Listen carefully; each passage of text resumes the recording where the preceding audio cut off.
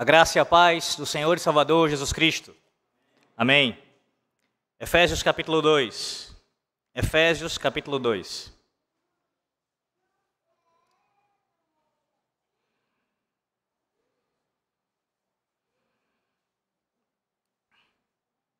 Farei a leitura novamente do versículo 1 ao versículo de número 10. E como dito pela manhã, farei a exposição da segunda parte desse texto. Lembrando, é um sermão só, irmãos, que eu acabei quebrando em duas partes. Um sermão só, que eu tinha a intenção de pregar de uma vez só, mas tornou impossível. Então, nesse momento agora, iremos ouvir do versículo 4 a 10 a exposição do que ficou faltando pela manhã. Efésios 2.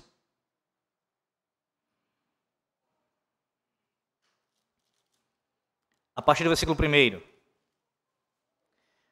Assim diz o Senhor nosso Deus: Ele vos deu vida, estando vós mortos nos vossos delitos e pecados, nos quais andastes outrora, segundo o curso deste mundo, segundo o príncipe da potestade do ar, do espírito que agora atua nos filhos da desobediência, entre os quais também todos nós andamos outrora, segundo as inclinações da nossa carne, fazendo a vontade da carne e dos pensamentos, e éramos, por natureza, filhos da ira, como também os demais. Mas Deus, sendo rico em misericórdia, por causa do grande amor com que nos amou, e estando nós mortos em nossos delitos, nos deu vida juntamente com Cristo. Pela graça sois salvos, e juntamente com Ele nos ressuscitou, e nos fez assentar nos lugares celestiais em Cristo Jesus, para mostrar nos séculos vindouros a suprema riqueza da sua graça, em bondade para conosco em Cristo Jesus. Porque pela graça sois salvos, mediante a fé, e isto não vem de vós, é dom de Deus, não de obras para que ninguém se glorie, pois somos feitura dele, criados em Cristo Jesus para boas obras, as quais Deus de antemão preparou para que andássemos nelas. Amém. Oremos mais uma vez. Ó grandioso Deus, único e verdadeiro, Senhor de nossas vidas, nosso vivificador, nos concedeste vida na criação e também na nossa regeneração.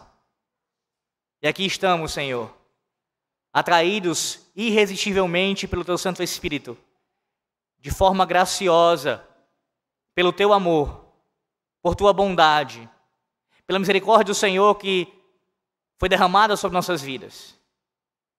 E agora respondemos a Ti, Senhor, vivos em Cristo. Que glória, que graça, que poder.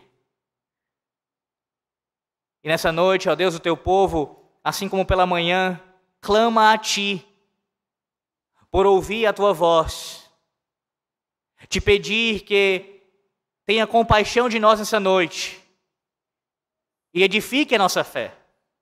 Fé que o Senhor mesmo deu, fé que o Senhor mesmo é o autor. Ó Deus, sustenta a nossa fé por esse poderoso meio de graça ordenado por Ti mesmo. Abençoa a pregação da palavra e que a Tua glória se manifeste nesse lugar. Oramos em nome do Teu Filho, o nosso Redentor, Jesus Cristo. Amém. Meus irmãos, pela manhã nós vimos do versículo 1 ao versículo 3 o estado em que nós nos encontrávamos antes de conhecer a Cristo, ou melhor, antes do Senhor Deus nos salvar através do Seu bendito Filho. Nós vimos do versículo 1 ao 3, o capítulo 2, pelo menos 5 características que fazem parte de todos aqueles que estão sem Cristo. Era a sua condição antes de conhecê-lo e é a condição de todo ímpio que vive longe do Senhor. Veja mais uma vez isso de forma bem mais breve agora. No versículo 1, o apóstolo Paulo afirma que todos aqueles que não conhecem o Senhor, que não ainda foram iluminados pelo seu santo evangelho, eles estão mortos. Mortos em delitos e pecados. Mortos, incapazes de ouvirem a verdade de Deus, incapazes de responderem a esta verdade, a não ser que o próprio Deus os vivifique, primeiramente. A segunda característica, na verdade, as três próximas, está ligada ao fato de serem escravos, os ímpios, escravos primeiramente do mundo, do curso deste mundo. Eles caminham conforme os conceitos, os pensamentos, toda a forma de pensar do mundo.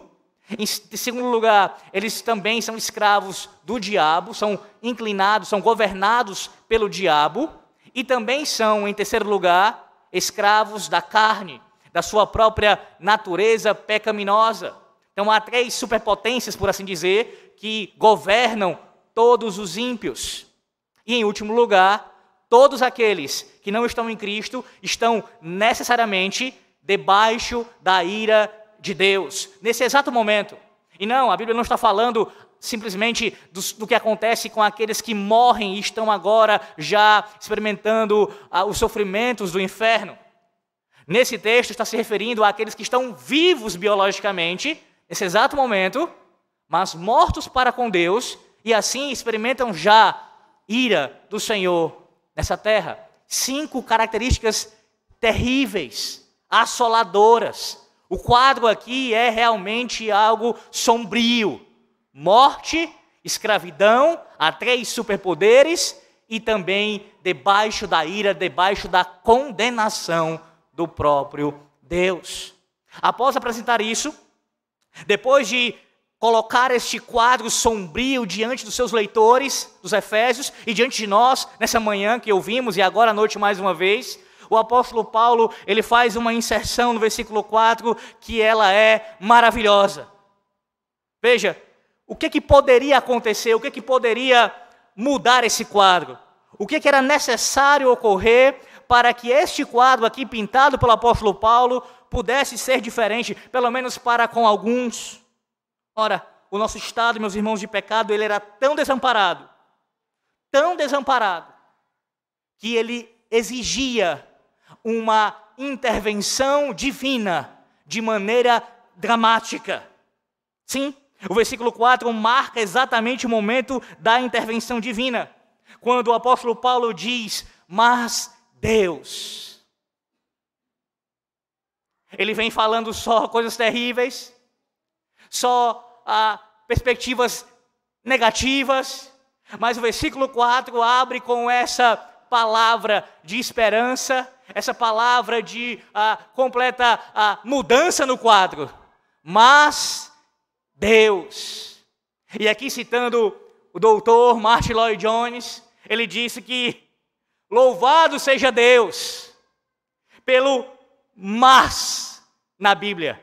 E nesse caso aqui é o mas, a conjunção adversativa, que é o mesmo que porém, todavia, contudo, entretanto, mas Deus. Louvado seja Deus pelo mas da Bíblia. Quando foi o mas Deus para os Efésios? Ora, Atos capítulo 19. Deus envia o seu ministro para proclamar o evangelho lá naquela terra, naquela cidade pagã, que estava permeada por falsas religiões, especialmente debaixo de feitiçaria, de bruxaria. E ali, quando o apóstolo Paulo proclamou o evangelho de Cristo àqueles que ali habitavam, foi o mas Deus com relação aos Efésios. Eu pergunto a você nessa noite, quando foi o mas Deus na sua vida? Quando foi que isso aconteceu? Se você está em Cristo, se você já se arrependeu dos seus pecados e creu verdadeiramente nele, um dia, seja isso há muito tempo, há muitos anos, talvez você nem se lembre quando isso aconteceu, ou mais recentemente, mas certamente houve um mas Deus com relação a você. Quando o evangelho invadiu o seu coração, ele tirou das amarras que você estava preso ao mundo, ao diabo e à carne, e lhe trouxe para Cristo. Mas Deus aqui, meus irmãos, tem muitas implicações. Uma delas, e logo de cara você percebe isso, está claro diante de nós, a soberania de Deus na salvação. Ora, diante de um quadro tão terrível que foi colocado diante de nós, de morte espiritual, de incapacidade, de rebelião contra o Senhor, como o homem poderia reagir ao Senhor se não fosse uma intervenção do próprio Deus, se Deus não agisse? E mais uma vez eu repito isso, como alguém ainda pode defender a possibilidade do homem contribuir com a sua salvação diante de um texto tão claro como esse? Depois de falar de morte, ele vem dizer, Deus fez algo, Deus interviu, Deus agiu. Se ele não faz isso, se ele não faz isso com os Efésios, se ele não faz isso com você, se ele não faz isso com ninguém, a pessoa permanece morta em delitos e pecados. Além disso, além de mostrar a soberania de Deus na salvação, veja como Paulo mostra que o Senhor Deus não ficou indiferente a esta situação. Na verdade, mesmo não tendo obrigação alguma de fazer alguma coisa, Deus agiu, Deus interviu. Ele fez isso de maneira misericordiosa. Veja se não é isso que o versículo diz em seguida, versículo 4. Mas Deus, sendo rico em misericórdia, a palavra rico aqui no original significa abundantemente rico. Deus é abundantemente rico em misericórdia. Não há limites. Não há uma quantidade fixa no sentido de, até aqui eu vou exercer misericórdia, esse é o meu ponto. Não, a sua misericórdia é infinita. Sendo rico em misericórdia, rico, riquíssimo. Misericórdia, meus irmãos, significa ter piedade daqueles que estão em perigo e ser movido com compaixão e com profunda ternura para com aqueles que estão sob sua ira. Não, Deus não é um Deus, um soberano estoico, Ele é um Deus rico em misericórdia. E por causa do seu grande amor que nos amou, o seu vasto amor, seu extremamente vasto, imenso e infinito amor.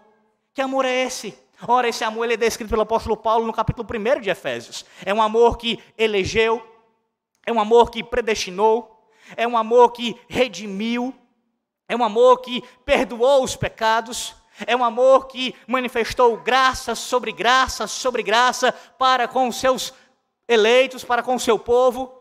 É um amor que soberanamente atrai de maneira amorosa os seus pela sua palavra. É um amor que sustenta na fé aqueles que ele traz pela sua palavra. Esse é o amor de Deus descrito em toda a sua palavra. Um amor que se manifesta de maneira especial pelo seu povo e por mais ninguém, em comparação aqui com o restante da humanidade. Ainda que você possa falar no sentido mais abrangente, Deus manifestar a graça para com toda a criação, mas nesse sentido aqui, esse amor descrito pelo apóstolo Paulo em Efésios capítulo 2, é um amor que é manifesto somente para com o seu povo. Com grande amor, Ele nos amou.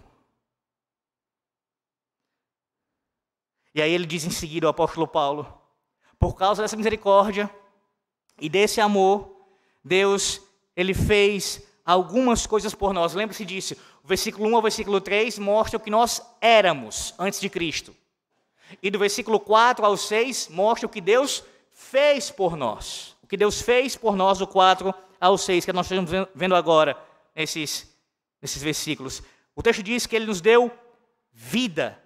Nos deu vida, Ele nos ressuscitou com Ele e Ele também nos fez assentar juntamente com Cristo. Nós fomos regenerados pelo poder do seu Santo Espírito. Nós também temos, através da ressurreição de Cristo, a sua ascensão, garantido lugar diante da presença de Deus. Acesso a Deus. Pare para pensar sobre isso por um momento, medite nessa verdade. O fato de Cristo ter ressuscitado dos mortos, sido assunto aos céus e entronizado à destra do Pai, está sentado no seu trono, onde Cristo está, por nossa união com Ele pela fé, podemos afirmar nessa noite, de maneira assertiva, sem nenhuma dúvida, de que estamos com Cristo nos lugares celestiais. Essa é a sua posição, crente, nessa noite, se você se encontra em Cristo. Você está na posição exaltada com o seu Redentor. Que posição privilegiada. Veja o contraste de um lugar de morte, de um lugar de completa incapacidade, de não haver esperança. Ele não só nos ressuscita, Ele não só nos vivifica, mas Ele nos faz ser exaltados. Exaltados. Meus irmãos, olha o tamanho da salvação. Para eu pensar nisso. O tamanho da salvação não foi só você agora vive, você vive e vive vida abundante. Abundante em Cristo. Então você diga, mas Alex, eu não sinto isso. Eu não tenho isso dentro de mim. Eu não tenho uma sensação, alguma coisa que me dê esse vislumbre com relação a estar nessa posição exaltada com Cristo. Ora, a palavra de Deus fala para você. Você crê pela fé. Está aqui diante de nós.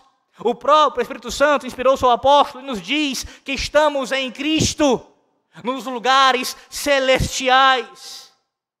Eu pergunto a você, você se lembra do dia do seu nascimento? Você se lembra como isso aconteceu? Como foi o parto? Como foi que sua mãe teve que lidar com essas circunstâncias difíceis? Você lembra disso? Como isso aconteceu? Você está vivo, não está? Nesse momento agora, ouvindo essa pregação, você pode ter sentido absolutamente nada. Isso não quer dizer que Deus não operou sobrenaturalmente na sua vida.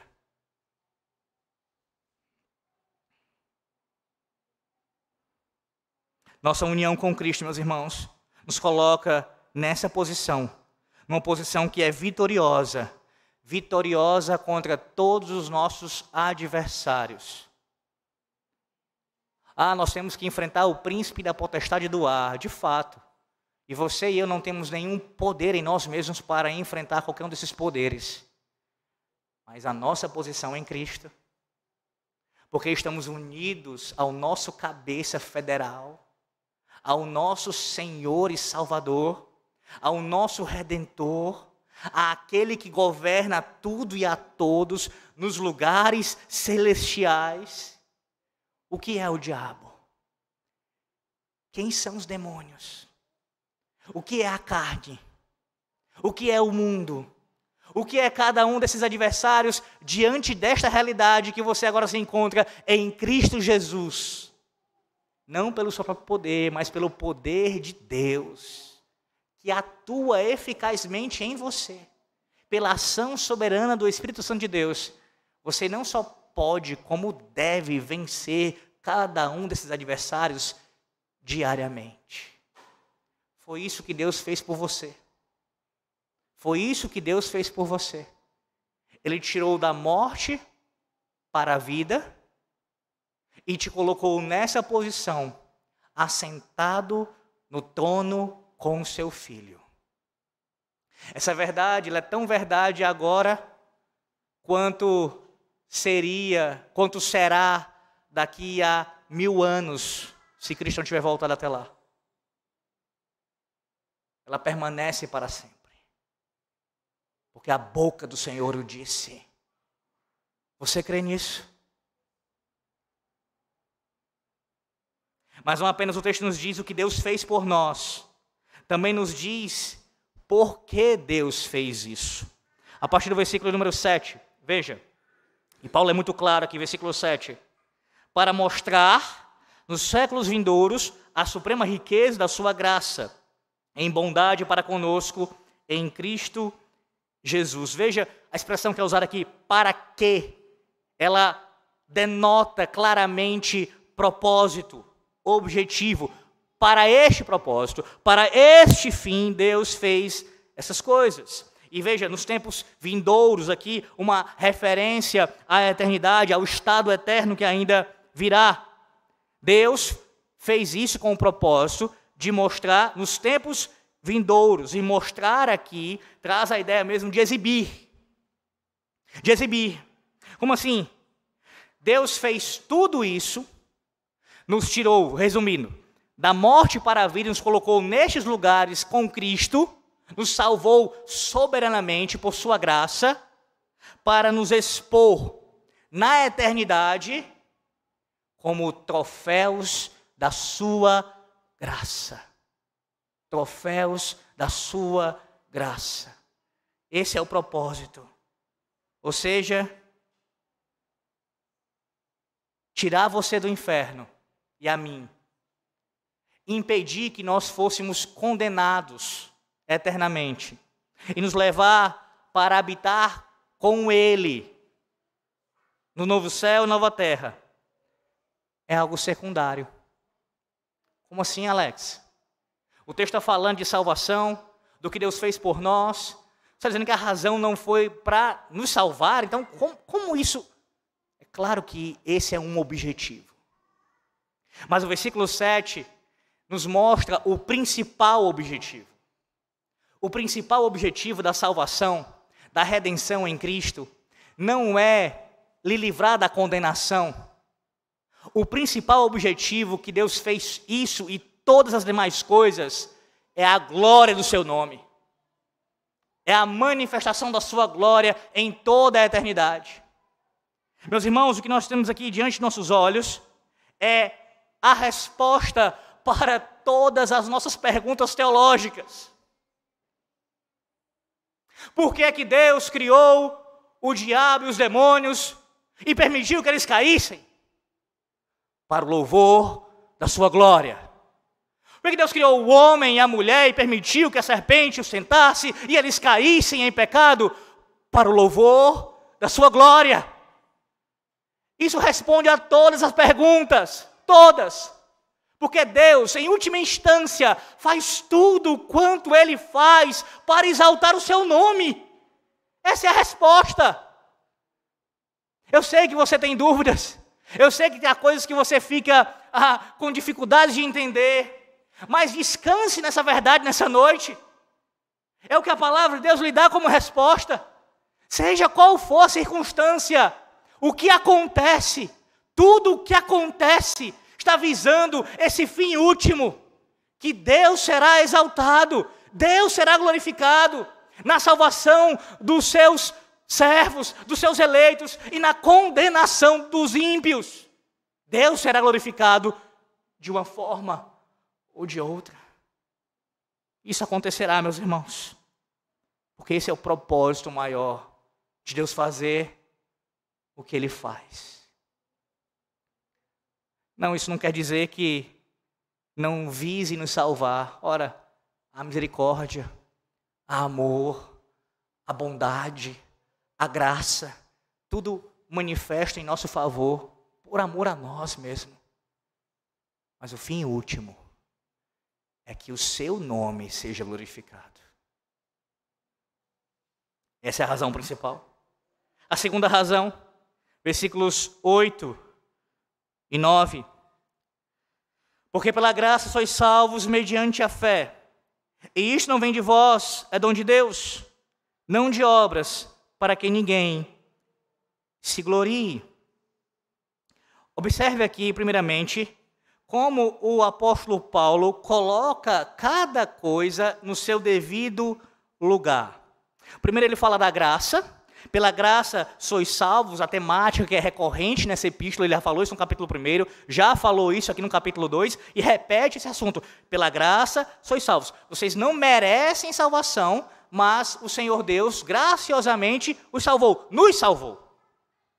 E aí ele vem e diz, mediante a fé. Não é por causa da fé. A fé não é a causa. A fé é um instrumento, e entenda isso de uma vez por todas. Deus não olhou e viu que você teria fé, e por causa da sua fé lhe salvou. A fé é um instrumento através do qual Deus concede a salvação. Percebe a diferença? Mediante a fé. Como instrumento, nós nos apossamos desse sentido na salvação. Nós cremos em Cristo. Ela é um instrumento, ela é um meio para nós sermos salvos, que Deus mesmo concede a nós. E observe outra coisa com relação a isso ainda, e é o que a gente vai trabalhar aqui durante um tempinho, nesse sermão agora. Mediante a fé. E aí vem essa cláusula. E isto não vem de vós. Eis um dos textos que há grande debate entre os teólogos para saber a que Paulo está aqui se referindo. Isto não vem de vós. Há alguns que entendem que a expressão paulina aqui se refere a tudo o que ele disse anteriormente. Como se Paulo estivesse dizendo assim: pela graça sois salvos mediante a fé. Todo esse bojo não vem de vós. É dom de Deus. A graça, a fé, tudo isso vem de Deus. Já há outros que entendem, e eu penso dessa forma também, que isto não vem de vós é uma referência direta ao que o apóstolo Paulo acabou de falar, até porque gramaticalmente é isso que nós temos aqui exposto, mediante a fé. E vem a sentença depois, dizendo, isto não vem de vós.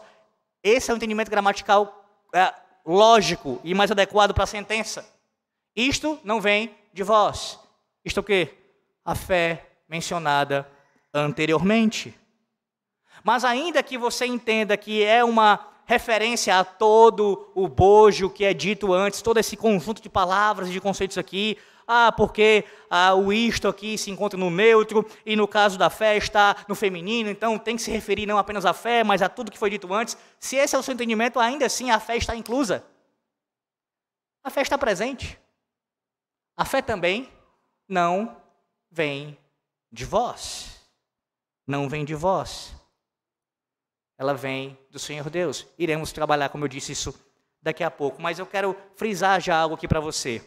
Veja que essa fé que o Senhor Deus, ele entrega aos seus eleitos, Paulo diz que essa fé, o versículo 10 vai mostrar isso mais claramente, mas vai trabalhar o versículo 10 mais depois. Essa fé, ela produz obras. Essa fé, ela é acompanhada de obras. A ideia é que a fé é a raiz, meus irmãos. E as obras, elas são os frutos.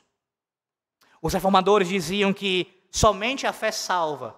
Você já ouviu isso muitas vezes, eu pressuponho. Sola fide. Somente a fé em Cristo. É isso nós bradamos como protestantes, como reformados. Somente a fé salva. E isso foi ensinado por nossos pais. De fato, somente a fé salva. Mas eles também diziam que a fé que salva, ou somente a fé que salva, essa fé verdadeira nunca está sozinha. A fé genuína nunca está sozinha. Não, eles não estavam afirmando algo ligado ao papismo, à igreja de Roma. Pelo contrário, estavam se opondo à igreja de Roma.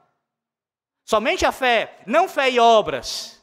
Mas somente a fé produz obras. As obras acompanham a fé verdadeira no sentido de serem uma evidência dessa fé. E esse ensino está bem colocado aqui diante de nós, os versículos 8 a 10. E eu pergunto a você, o que é fé verdadeira? Você sabe o que é a fé verdadeira? Já parou para pensar sobre isso? De estudar esse tema, esse assunto tão precioso, tão rico na palavra de Deus? O que é a fé verdadeira? Ora, a palavra de Deus fala de uma fé não salvadora. Você pode ver isso em João capítulo 2, do 23 ao 25. Tiago, por exemplo, no capítulo 2, versículo 14 da sua epístola, fala de uma fé morta. Então veja, a própria palavra de Deus fala de fé não verdadeira, fala de fé morta. E é importante para que antes de nós entendermos o que é a fé verdadeira, entendamos o que não é fé verdadeira. A fé verdadeira não é pensamento positivo, não é otimismo, não é simplesmente a profissão de fé. Ouviremos no próximo dia do Senhor, profissão de fé aqui na igreja. O simples professar a fé em Cristo não significa necessariamente que a pessoa tenha fé verdadeira. Não é mero conhecimento intelectual. não é concordar com credos e confissões ou com a doutrina da sua igreja. Você pode asseverar o credo apostólico, pode asseverar os padrões de Westminster, você pode dizer que concorda com toda a doutrina presbiteriana e ainda assim não ter a fé verdadeira. Não se trata de meras emoções por Deus. Você não é salvo por professar a Cristo. Você é salvo por possuir Cristo. Não é uma concordância com os fatos históricos da Bíblia, dizendo, não, realmente o que a Bíblia diz, ela diz é verdadeiro. Nem mesmo afirmar que a Bíblia é a palavra de Deus. Apenas isso. Reconhecer esse fato. A Bíblia é a palavra de Deus. Apenas afirmar isso não significa que você tenha a fé verdadeira. Então o que é? O que é a fé verdadeira? Meus irmãos, as igrejas de forma geral estão lotadas de pessoas cuja fé não é verdadeira. E não pense somente em falsas igrejas ou igrejas menos puras. Isso se aplica a todas as igrejas. Sempre há o joio no meio do trigo. Há pessoas em igrejas que, por mais puras que sejam, não confessam a fé verdadeira. Quais são as marcas de uma fé genuína? Primeiro, a fé aqui que o apóstolo Paulo está mencionando nos versículos 8 a 10. A fé verdadeira é uma fé sobrenatural. Sobrenatural. Sim, a fé é uma obra sobrenatural de Deus em uma alma espiritualmente morta, que é regenerada pelo Espírito de Deus. Ela não é natural, mas sobrenatural. O que é natural para o homem morto é a incredulidade. Ele só pode crer se ele for vivificado, regenerado. De acordo com a doutrina da depravação total que nós expomos pela manhã, se deixado por conta própria, você nunca creria. Um homem morto nada pode fazer. Deus tem que agir primeiro. Deus tem que intervir. Precisa existir um mas Deus. Porque ninguém pode ir a Cristo. Como o próprio falou em João 6,44. Ninguém pode vir a mim, se pelo Pai não lhe for concedido. É impossível. Impossível. A fé salvadora é um dom da graça de Deus. Precisa ser dado a nós. É o que ele fala aqui. Não de obras para ninguém se glorie, pois somos feituras criadas porque pela graça sois salvos mediante a fé. Isto não vem de vós, é dom de Deus. É um dom do próprio Deus. Percebe? A fé não é algo que desenvolvemos dentro de nós. Ela desce do trono da graça do nosso Deus. Toda fé em Jesus é uma fé que veio do próprio Jesus. A fé verdadeira é operada por Deus e Ele faz algo em nós que nós nunca poderíamos fazer. O autor aos Hebreus já disse isso há muito tempo, que Ele é o autor da nossa fé. O autor da nossa fé. A fé verdadeira ela também exige de nós, ela demonstra compromisso. Sim, é um compromisso forte e firme de toda a sua vida com o Senhor Jesus Cristo. Não é pela metade, não é uma parte do seu ser que você dedica ao Senhor, mas inteiramente comprometido com Cristo. Você precisa ir até Cristo e estar inteiramente comprometido com Ele, ser leal a Ele, ser leal à sua palavra, ser dedicado, devotado ao Senhor Jesus. E esse compromisso, meus irmãos, ele envolve exclusividade. Pare para pensar no seu casamento, você que já chegou a se casar, você que já contraiu essa aliança com o seu cônjuge diante de Deus, diante dos homens. O que foi que você jurou naquele dia? Um compromisso de exclusividade ao seu cônjuge. eu serei inteiramente seu, você será inteiramente minha, e somente minha, e eu somente seu. Você faz parte do povo da aliança? Você é noiva de Cristo? Então o seu compromisso é exclusivo com Cristo. A fé verdadeira exige isso. A fé verdadeira também está sempre acompanhada do arrependimento. Sim, acompanhada do verdadeiro arrependimento. Cristo, em Marcos capítulo 1, versículo 15, ele ali no início do ministério já chama os pecadores ao arrependimento, em Marcos 1, 15. O arrependimento e a fé são como o cara e coroa da mesma moeda, inseparáveis, andam sempre juntos, como irmãos siameses. Não há como separá-los, não há um sem o outro. Arrependimento verdadeiro e fé verdadeira estão casados, unidos. E o arrependimento, meus irmãos, verdadeiro é um afastamento do pecado, da justiça própria, da autoconfiança, na confiança nos seus méritos. Demonstra também um espírito quebrantado diante de Deus. É um afastamento do caminho da destruição, virando-se em direção ao caminho da salvação. Você vira as costas para o mundo. No lugar de andar conforme o curso do mundo, você agora anda em direção a Deus, arrependido. Muitas vezes na palavra do Senhor, arrependimento é quase que sinônimo de fé verdadeira. Como eu disse, estão profundamente entrelaçados. João Batista pregou o arrependimento em Mateus 3:5. O próprio Cristo fez o mesmo em Mateus 4:17 e em Lucas 13:3. A grande comissão, lá em Lucas 24:47, também fala da pregação do arrependimento. E essa é a pregação apostólica em Atos. Atos 2:37, Atos 3:19, Atos 17:30, os apóstolos estão pregando frequentemente arrependimento. Arrependei-vos, arrependei-vos, arrependei-vos. O tempo inteiro é Deus dizendo aos homens: se arrependam dos seus pecados e creiam no meu Filho.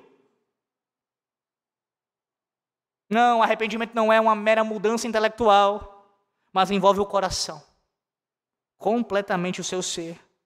Portanto, eles estão unidos, fé e arrependimento.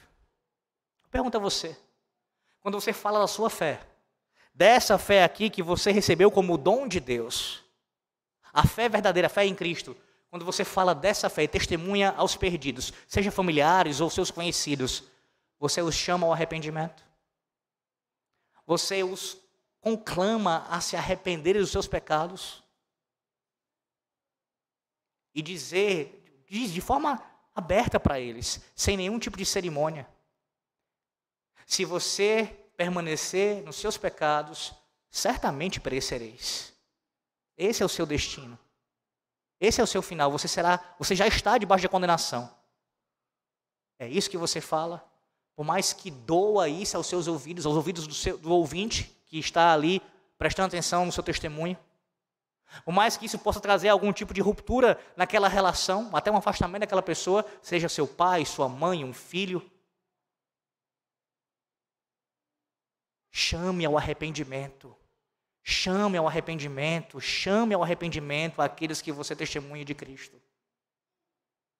Quantas vezes forem necessárias. A fé verdadeira, meus irmãos, tem muitas características que eu aqui preciso passar, senão nós iremos ainda avançar mais, mas deixa-me dar mais algumas. Toda fé verdadeira, ela é uma fé obediente. Sim, o Evangelho chega a nós como um convite, como um chamado, como um apelo. Todavia, ele é muito mais do que isso. O Evangelho nessa noite sendo pregado aqui é muito mais do que isso, é muito mais do que um convite. O Evangelho sendo pregado agora, e toda vez que é anunciado, ele é, antes de qualquer outra coisa, um comando.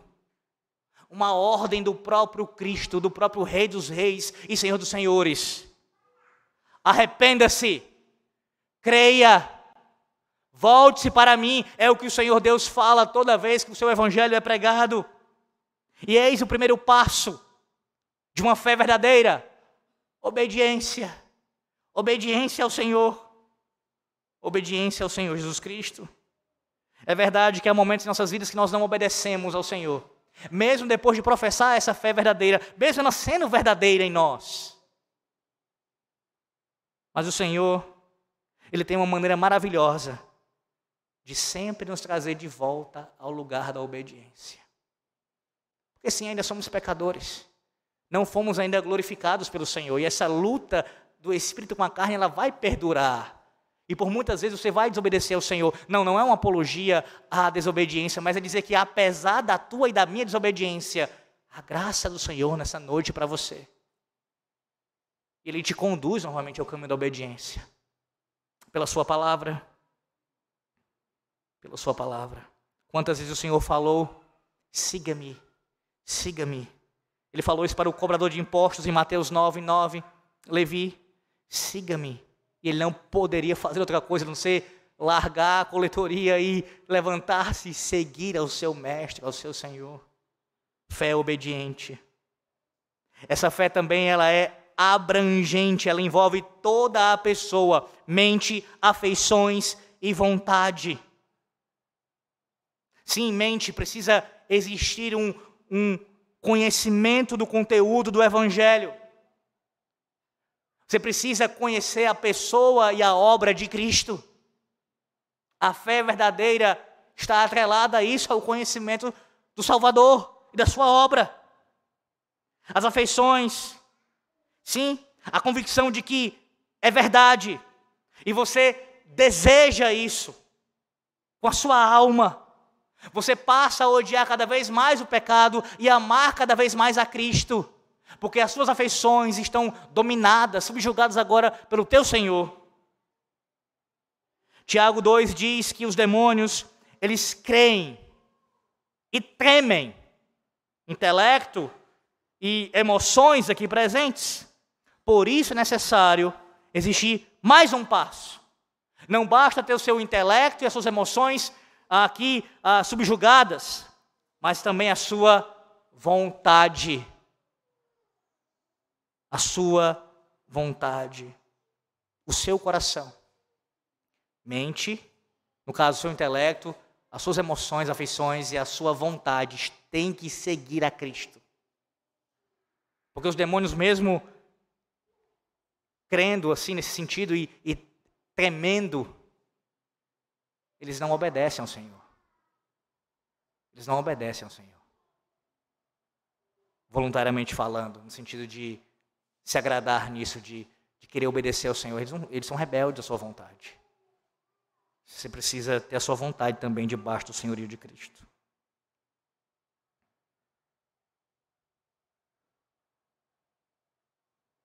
Escute, certo comentarista disse o seguinte: o coração da fé, olha como todo o seu ser tem que estar envolvido.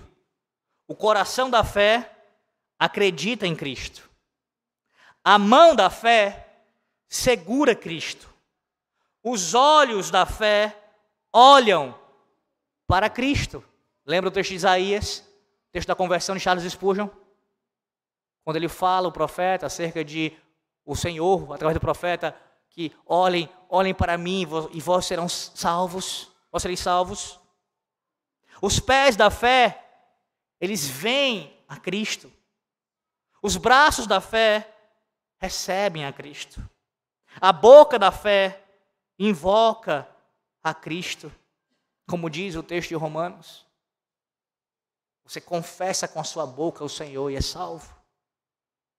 A boca da fé também se alimenta de Cristo, porque o próprio disse: se você não comer da minha carne e não beber do meu sangue, você não tem parte comigo. Do topo da sua cabeça à planta do seu pé, crente, você precisa estar totalmente em Cristo. Totalmente em Cristo. Não pode ser uma parte da sua vida. E eu pergunto a você nessa noite: é essa a sua situação? É essa a sua situação nessa noite? Você submete intelecto, afeições e vontade, todo o seu ser, seu corpo e sua alma ao senhorio de Cristo. Pela fé você faz isso. E pense nas implicações, no compromisso, na obediência. de tudo que Ele requer de você. A fé verdadeira também é uma fé irrevogável. Irrevogável. Fé salvadora. Sempre acreditará. Sempre. Um crente verdadeiro nunca se tornará um incrédulo novamente. Nunca. Sim, um crente verdadeiro pode pontualmente pecar por incredulidade. Mas um crente verdadeiro jamais pode perder esta fé, que é genuína nele, e voltar à sua condição anteriormente de não crer mais em Cristo, no sentido último, de abandonar a fé. Isso não é possível. Os que se perdem, meus irmãos, é porque nunca tiveram a fé verdadeira. Guarde, a fé que fracassa antes do final teve uma falha desde o seu início. A fé que fracassa antes do final, ela teve uma falha desde o seu início. Sabe qual é a falha? Ela nunca foi a fé verdadeira. Sempre foi uma fé falsa. Desde o começo. Toda fé que tem Jesus como autor, o tem como seu consumador. Ele é o autor da fé, ele é o consumador da fé. Se ele é o autor da fé, ele vai consumar essa fé. Essa fé não vai se perder. As duas coisas também estão ligadas. Ele começa dando a fé, ele sustenta, mantendo a fé, e ele completa, conduzindo essa fé até ele, para todo sempre. De fé em fé, como diz Romanos 1, 16, 17, a fé que ele começa, ele completa. O Salvador nos concede, meus irmãos, uma fé que é perseverante. E como diz João 3,31, vamos lá para João 3,31, por favor. João 3,31, quero que você veja esse texto. É muito importante para que eu apenas cite aqui, devido ao contexto do que está sendo dito. João 3,31.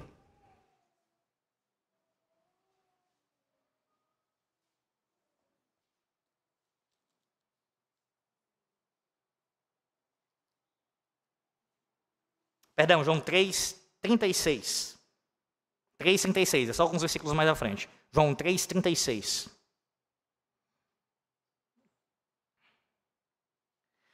Por isso, veja o texto. Quem crê no Filho tem a vida eterna. Quero que você observe como há aqui um paralelismo no texto. Por isso, quem crê no Filho tem a vida eterna. Quem tem a fé verdadeira no Filho tem a vida eterna. O que, todavia, se mantém rebelde contra o Filho, não verá a vida, mas sobre ele permanece a ira de Deus. Ou seja, quem tem a fé verdadeira, certamente tem a vida eterna garantida pelo Senhor. Mas aquele que se mantém rebelde contra o Filho, aquele que desobedece, aquele que não tem uma fé comprometida, uma fé verdadeira, não verá a vida. Mas sobre ele permanece a ira de Deus. A ira de Deus que é descrita no início do capítulo 2 de Efésios. O indivíduo nunca saiu dessa condição. Ele sempre esteve debaixo da ira de Deus. Ele nunca creu. Nunca creu. Ela permanece sobre ele. Permanece sobre ele. E em último lugar, a fé verdadeira, ela é essencial.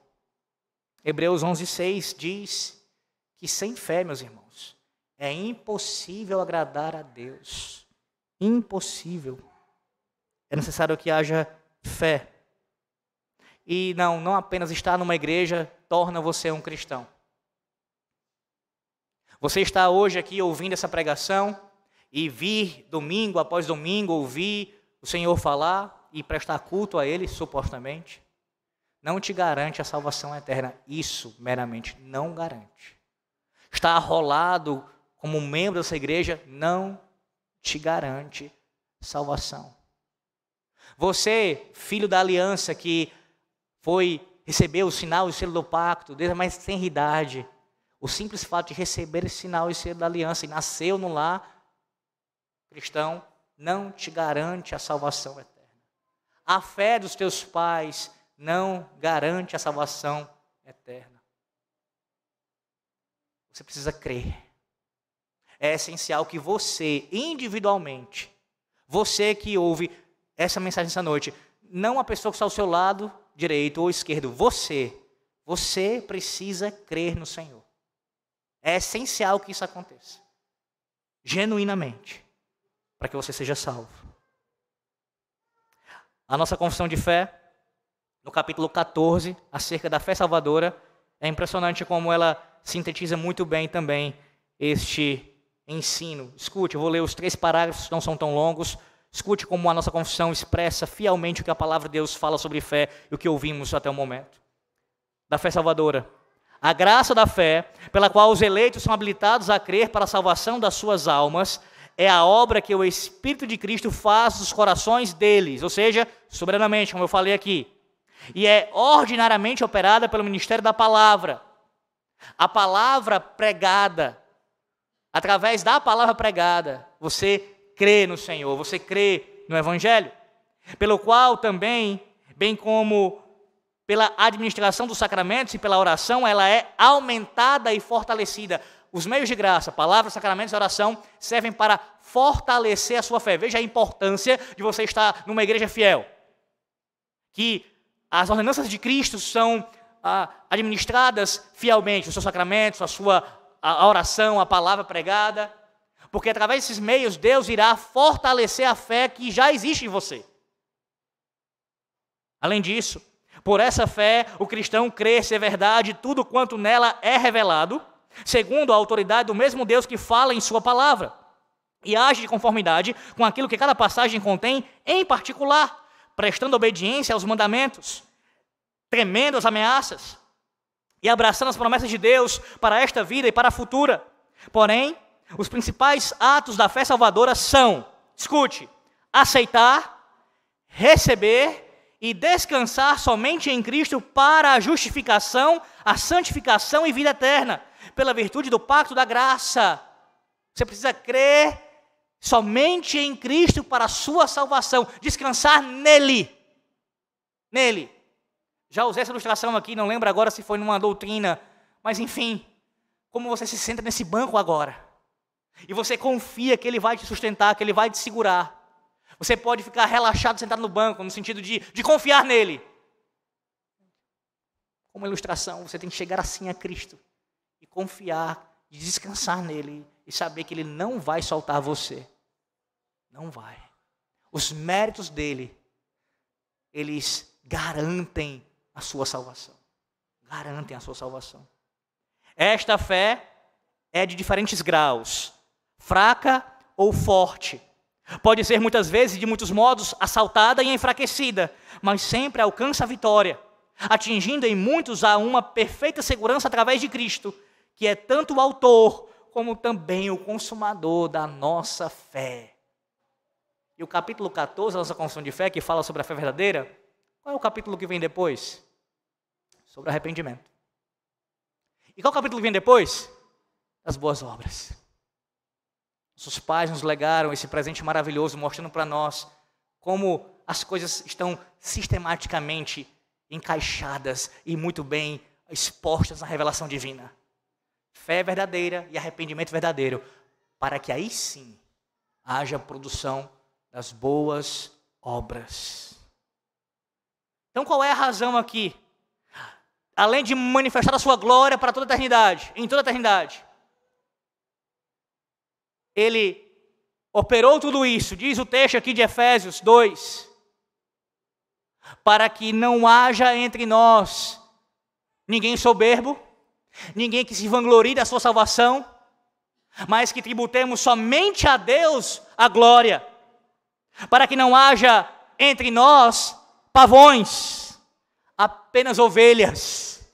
Ninguém será capaz de se vangloriar do que contribuiu para a sua salvação. Ninguém. Todos nós pegaremos nossas coroas e lançaremos aos pés do Rei da Glória e diremos: a Ti, Senhor, e somente a Ti pertence a honra e o louvor. Foi o Senhor quem me salvou, foi o Senhor quem me regenerou, foi o Senhor quem me santificou, foi o Senhor quem me justificou, foi o Senhor que me deu fé e arrependimento, foi o Senhor que fez as boas obras fluírem de mim, foi o Senhor. Foi o Senhor. É uma contradição, meus irmãos, um cristão exaltado, super exaltado e soberbo. Porque a fé verdadeira, ela conduz à humildade. O texto é muito claro, veja, Efésios 2, voltando para lá. E isto não vem de vós, é dom de Deus, não de obras, para que ninguém se glorie. O Senhor Deus, nessa noite, edifica assim a nossa fé.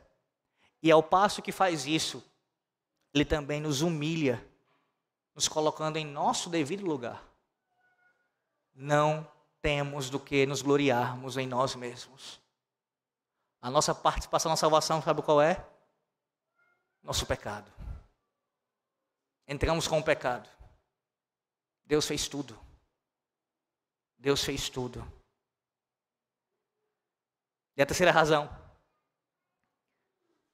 A terceira razão é para nós cumprirmos, como instrumentos de Deus, sermos agentes do Senhor Deus no cumprimento do seu propósito eterno. Versículo 10. Pois somos feitura dele, criados em Cristo Jesus para boas obras, as quais Deus de antemão preparou para que andássemos nelas.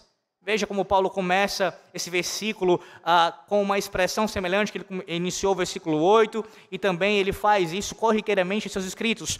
Pois, sempre trazendo essa ideia de explicação, Paulo está corriqueiramente fazendo isso, explicando, clarificando a doutrina, deixando cada vez mais exposta de maneira que o povo possa entender, ter compreensão.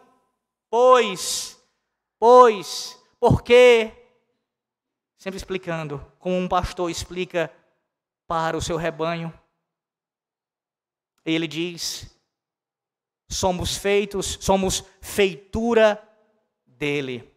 A palavra feitura, meus irmãos, ela no original, ela chega ao nosso idioma como, no caso no original, eu digo, a palavra que é usada no original, ela é a palavra que no nosso idioma é a palavra poema. Poema. Sim, algo perfeitamente formulado com linhas rítmicas. A ideia é de uma obra-prima. Nós somos a obra-prima de Deus. Ou seja, o que Deus fez, descrito nesse capítulo 2, ele conclui aqui dizendo que ele nos tornou a sua obra-prima. Não, isso daqui não é uma antropologia antibíblica, porque a própria palavra de Deus está afirmando isso. Não é o colocar o homem no centro da forma inadequada como os pregadores do falso evangelho fazem, mas é como Deus faz na sua palavra. O homem sim é a sua obra-prima, mas não há aqui tributo de glória ao homem. Por que não há? Porque a glória vai para o autor da obra-prima. Por mais bela que ela seja, por mais atrativa aos olhos, por mais que nós olhemos para a obra-prima e fiquemos deslumbrados, o fim dela é apontar para o seu Criador, para aquele que a fez. Quem compôs esse poema? Quem escreveu esse poema? Quem pintou esse quadro? Quem esculpiu essa escultura? Quem compôs essa canção? Quem é ele? Quem é o autor? A glória é todinha de Deus, meus irmãos. Todinha. Veja como ele usa a expressão, fomos criados. Criados. Versículo 10 aqui. Criados em Cristo Jesus. Sim, a salvação ela é comparada à criação. Nesse caso, uma nova criação. E a linguagem de criação é contrassenso, a não ser que haja um Criador. A autocriação é uma contradição patente de termos. Acerca disso, Calvino disse: esta palavra, criar, é suficiente para calar a boca e remover o carcarejar de todos os que se vangloriam de possuir qualquer mérito. Pois quando falam assim, presumem que foram seus próprios criadores. É isso que todos aqueles que negam a soberania de Deus na salvação estão afirmando, mesmo que eles não façam isso conscientemente. Compare com o ateu. O ateu, ele nega, pelo menos ele se esforça em fazer isso, em negar a realidade de um Criador. Então, de onde nós viemos? Quem nos fez? Não, ninguém nos fez. E aí ele começa a entrar em várias contradições, como se tudo que existe tivesse vindo do nada, sem ninguém ter feito todas as coisas. Olha como é semelhante. Aquele que nega a soberania da salvação como o Criador da nova criação, do novo nascimento, está se colocando como o seu autocriador, ou, no mínimo, como o cooperador nesta criação que foi efetuada nele. Mas a pergunta é: o que o arminiano, o que qualquer homem fez para o seu nascimento? Absolutamente nada. Da mesma forma com relação ao seu novo nascimento. Você não fez nada para nascer uma vez. Você não fez nada para nascer uma segunda vez. Foi Deus quem fez isso. Somos feitura dele, criados em Cristo Jesus. Não, meus irmãos, não somos salvos também pelas obras, como diz o apóstolo Paulo, mas para as boas obras. Veja como Paulo conclui essa sessão aqui, nos trazendo de volta o que ele falou no versículo 4 do capítulo 1. Veja, capítulo 1, versículo 4, Paulo diz: assim como nos escolheu nele, antes da fundação do mundo, para sermos santos e irrepreensíveis perante ele.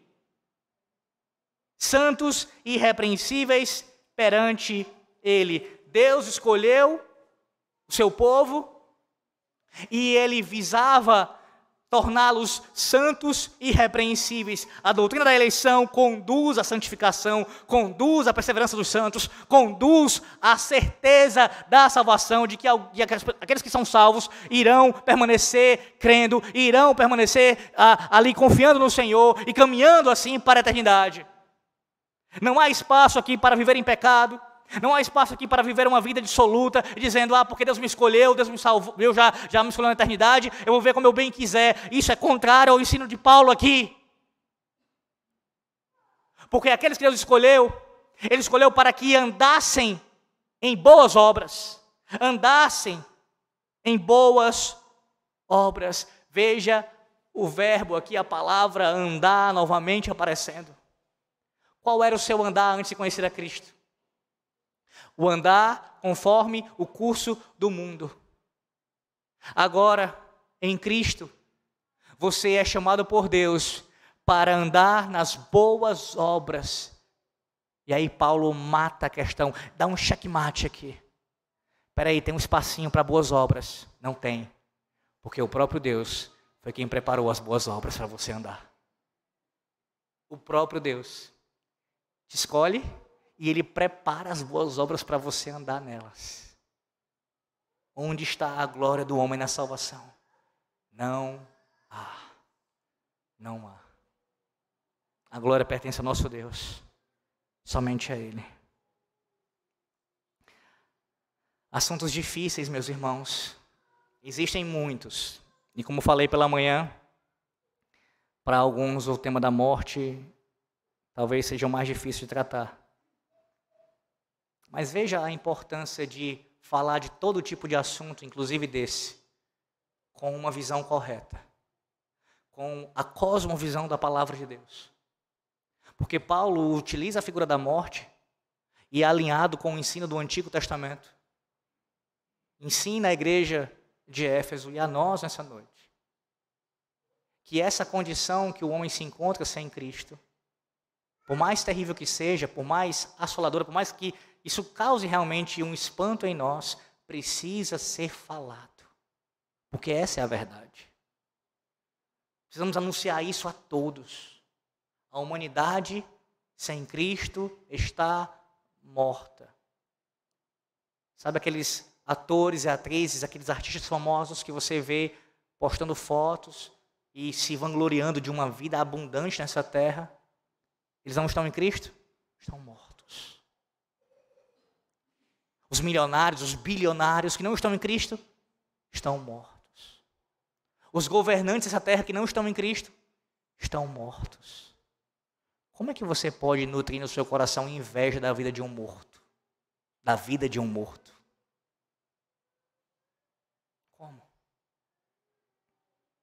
Como? Outra coisa, aprenda de uma vez por todas a, antes de falar das boas notícias, das boas novas, apresente aos perdidos as más notícias. Como é que você quer falar de evangelho para alguém que não entendeu a necessidade de ser salvo? Quantas pessoas a gente escuta às vezes falando isso? Eu tenho um parente, eu tenho um conhecido evangélico, crente, que fica falando o tempo todo que eu tenho que ser salvo, tenho que ser salvo. Salvo de quê? Salvo de quê? Explique a ele.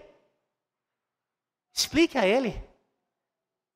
Se um médico for negligente, se ele não falar o problema, a doença do seu paciente, e não for claro e franco no tratamento com essa doença, ele estará sendo negligente, estará sendo ali, estará faltando com o devido agir da sua profissão, em ser ali cuidadoso com aquele que ele cuida, que ele trata, o paciente dele. Ele precisa ser claro. Quanto mais nós lidando com pecadores, tão pecadores quanto nós, mas nesse caso que ainda não conhecem a verdade como nós conhecemos. Fale qual é o estado real dele. E não é apenas de uma doença que poderá levá-lo à morte. Ele está morto. Ele já está morto. E somente o poder de Deus, o poder que ressuscita mortos, o poder que ressuscitou Cristo ao terceiro dia e o fez assentar nos lugares celestiais, o fez assentar à destra do Pai, este poder é o poder que ressuscita mortos. Você tem que olhar para a humanidade caída, a semelhança de Ezequiel 37.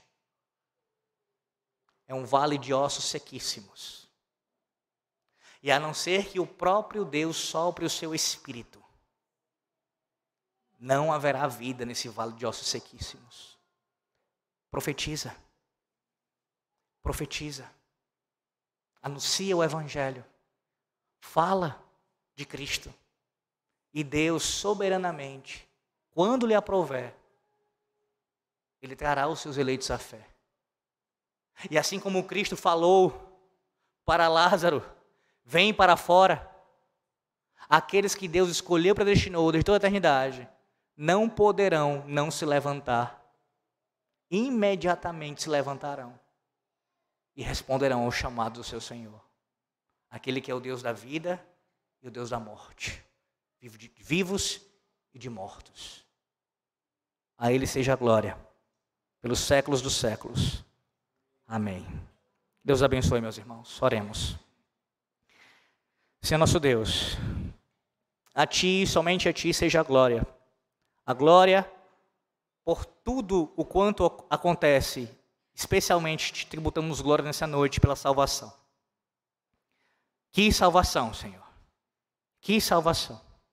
Descrita de forma tão profunda, e por mais que tenhamos ouvido pela manhã e agora à noite, ainda sentimos como tendo sido insuficiente. Sim, por causa das fraquezas, das dificuldades, da própria incapacidade do pregador, e não da Tua palavra, que é rica, abundante em tantas preciosidades que são expostas diante de nós. Mas ainda assim o Senhor concede graça ao Teu povo e fala conosco, e nos mostra essas realidades, ó Deus. E podemos ver aqui o estado em que nós nos encontrávamos, o que o Senhor Deus fez por nós e o porquê, a razão do Senhor Deus ter feito isso. Ó Deus, obrigado. Obrigado por ter nos vivificado. Obrigado, Senhor Deus, por ter nos tirado dessa tumba, desse lugar de morte, desse estado de morte, e nos dado, Deus, condição de responder ativamente, com fé e arrependimento ao Senhor. Sim, o próprio Senhor, que nos regenerou, nos concedeu a fé e o arrependimento, para que crescêssemos em Ti, e assim agora tivéssemos condição de produzir as boas obras, de manifestar as boas obras, pela ação soberana do Senhor. Obrigado, Deus, por isso. Que o povo que ouviu esta noite, essa mensagem, saia daqui ainda mais desejoso de expressar as boas obras do Senhor, para a glória do Teu nome, dando o testemunho do Evangelho de Cristo, falando a mortos e confiando exclusivamente no poder do Senhor que regenera, que vivifica mortos. Ó Deus, que também saiamos daqui gratos, mais gratos ainda, por tamanha salvação. Continua, ó Deus, abençoando por Tua misericórdia as exposições em Efésios, edificando a fé da Tua igreja e exaltando o Teu nome nesse lugar. Oramos em nome do nosso Senhor e Salvador, aquele em quem estamos, aquele em que nós estamos firmados para todo sempre, o nosso Senhor Jesus Cristo. Amém.